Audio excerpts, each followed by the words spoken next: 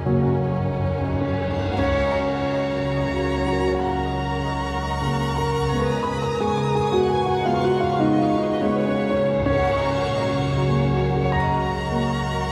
brother! Guys, I just got back from a week-long trip to Disney World, and as you might expect, it was a total blast. But what really set this trip apart from any other trip I've ever had to Disney was that it was the first time I was able to bring all three of my kids, Luke, Nick, and Nate, down with us. And let me just tell you, if you've never had the opportunity to go to Disney World with 3 kids who are 5 and under, well, there are a lot of ups and downs, a lot of emotions going around, a lot of hot weather and kids who do not want to be pushed around in strollers all day, but instead held all day. You ever lug around 3 30-pound heat backs all day in 80-degree heat? It's a decision, but honestly, still worth it. Just the look of pure joy on their faces on the rides, or meeting the characters, or seeing the aquarium. Totally magical memories. One of my favorite parts of the trip, though, came on the last day as we were getting ready to leave. Beth, my wife, was going to take our twin sons, Nick and Nate, back to the hotel, and I asked our oldest son, Luke, if there was anything else he wanted to do before we left. Just me and him. And he surprised me by saying what he wanted to do was go meet Ariel, which fine by me, so we did. And then also the carousel and the teacups, and It's a Small World. Honestly, probably one of the best afternoons of my entire life. But what really seemed to stick with Luke was meeting Ariel, because since then we've been on a total Little Mermaid kick. We have been drawing pictures, we have got a bubble wand, we have been making stories. Heck, at some point we might even get around to actually watching the movie. But it's been a lot of fun because I have to admit, out of the entire Disney lineup, Little Mermaid is not a movie I've spent a ton of time with. But in doing so, I've started to realize that Ariel shares a shocking resemblance to another Disney character. Red hair, Disney princess, rebellious against her father. You must be thinking about Merida, right?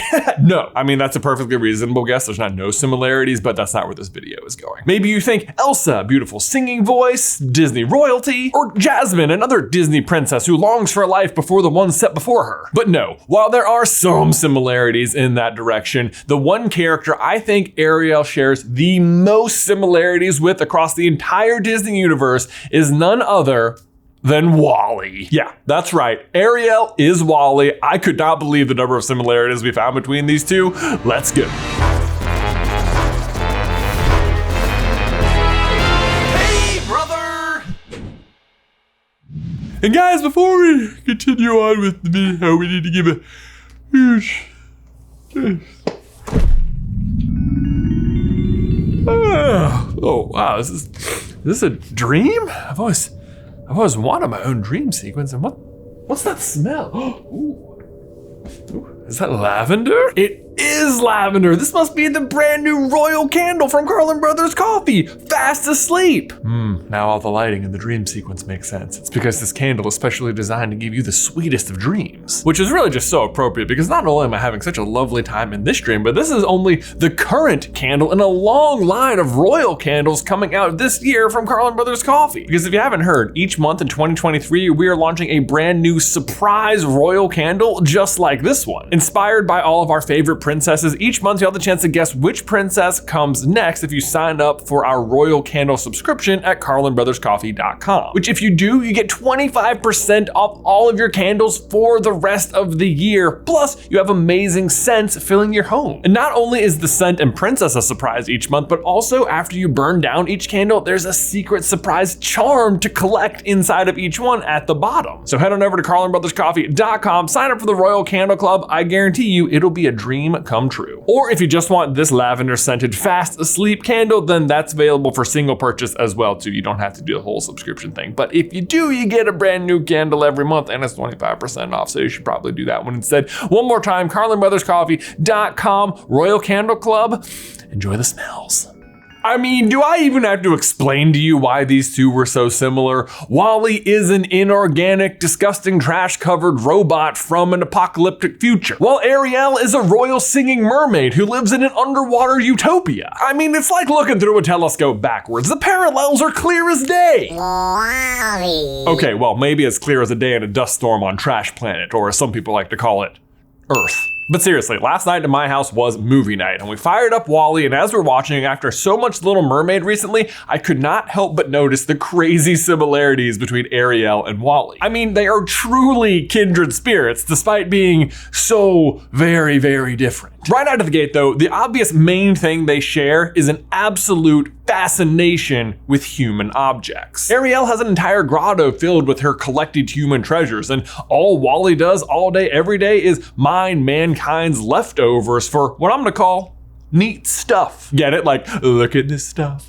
Isn't, yeah, you get it. But boy, does Wall-E have an eye for finding neat stuff. I mean, I can't tell you how many hours I lost as a kid playing with a ring box just like this one. Actually, on the note of having an eye for it, he also does have a collection of eyes. And while admittedly and thankfully, Ariel does not have a collection of eyes, there is some weird overlap and confusion about the exact same object. Neither of them can really identify a fork. What is it? It's a dingle hopper. And hey, while we've got Scuttle here, we should also mention that Ariel and Wall-E both have animal sidekicks they decide to leave behind at the drop of a hat in favor of pursuing a few days long crush. Also, as far as I can tell, both Wall-E and Ariel only own a single article of clothing, and it is the same article of clothing, a bra. Yeah, I didn't see that one coming, did ya? Yeah, well, neither did Wall-E. Because he's wearing it wrong. Nailed it. No, I'll admit that one's a bit of a reach. I mean, Wall-E barely even ever wears his. Really progressive in that way. But it's not just Wall-E and Ariel's general fascination with humans, it's also their zeroed in obsession on a single other being. For Ariel, it's Prince Eric, and for Wall-E, it's Eve, both of whom I will point out arrived to the story on a ship from another world. And in both cases, it is absolutely love at first sight. Not that one.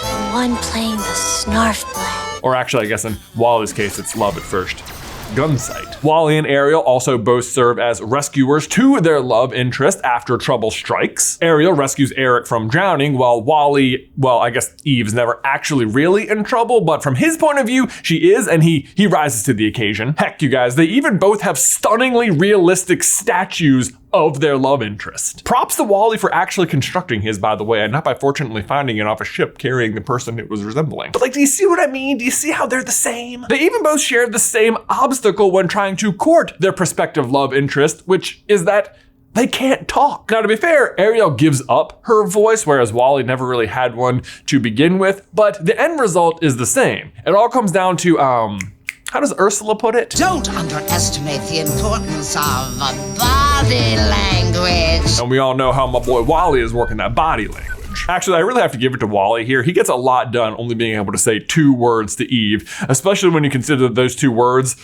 are their names. Eva.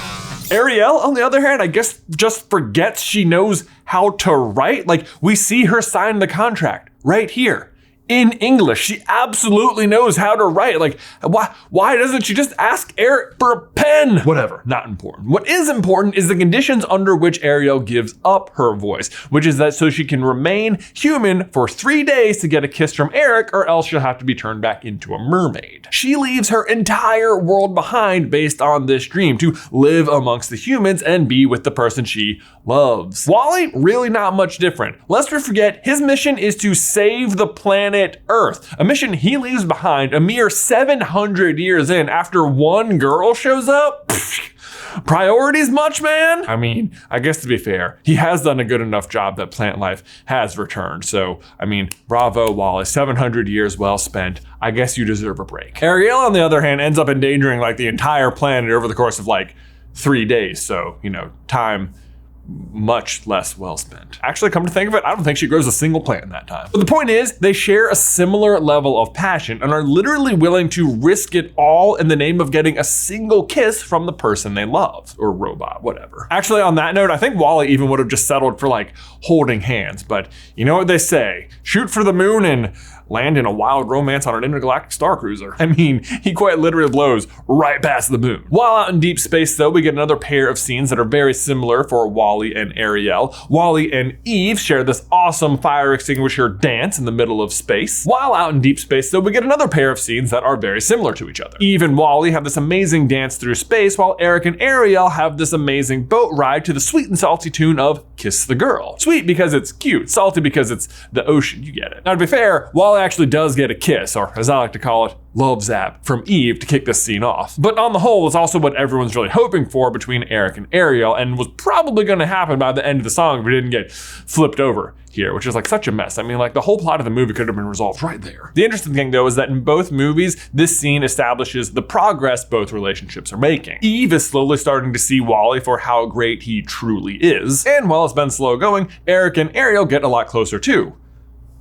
He even learns her name. Ariel? More importantly though is the emphasis of the kiss and what it means for both relationships. We know it's the prime condition for Ursula's spell to work for Ariel and allow her to continue life on land. And for Wall-E, who heroically ends up saving mankind after successfully cleaning the planet for 700 years, well enough that plant life could reemerge and is ultimately wiped with short-term memory and reverts to his prime directive of cleaning the planet, Eve is of course devastated and trying everything she can to bring his old self back in a truly sad and tear-jerking scene. Eventually, she has all but given up, bows her head to defeat, resigned to a final kiss, and of course, it does it. Ah, true love's love zap. What's so interesting to me though about both stories is how each of them really set off with what feels like misguided motivations. Like Ariel gives no second thoughts to what Ursula might actually be going after, and Wall-E spends most of the movie with no concern at all about returning the plant to the control room. He just wants to spend time with Eve. And yet, in the end, both characters' pursuit of love ends up bringing people together in a huge way. Ariel and Eric do end up married, and you can see that their wedding is the catalyst for humans and mer people coexisting more peacefully and harmoniously, which is a huge step from the beginning of the movie where Triton forbids Ariel to go to the surface at all. He even reprimands her for it. And I am never to hear of you going to the surface again. Is that clear? A word that I have to say I'm just really proud of for getting its spotlight in this film. Reprimand. Little does Ariel know the catalyst for the second movie is her reprimanding her own daughter. So Wall-E and Eve are the same. Wall-E eventually puts Eve's goals ahead of his own and ends up saving all of humanity. And in doing so, helps the people of the Axiom return to Earth and actually spend FaceTime with each other. Not FaceTime like on your phone when you say like you want to FaceTime and you see their other face like through a screen. I mean like face to FaceTime, which is like a huge deal. I mean, if you're ever embarrassed about your screen time report at the end of every week, just remember that the people on the Axiom screen time report would be like 20 hours a day plus 4 hours of sleep since they were born. B is for by and large, your very best friend. Like Mary in the movie is a full-grown adult who's lived on the ship her whole life, doesn't know they have a pool. I didn't know we had a pool. But there you go, guys, it's undeniable. Wall-E and Ariel are basically the exact same character, both out to prove that love conquers all. But guys, as always, thank you so much for watching today's video. Don't forget to leave a like if you haven't already, and subscribe so you don't miss any future Disney Pixar action from us. If you want to see who we think 22 becomes in the movie Soul, you can check out that video right here. But otherwise, until next time, then I will see you in another life, brother.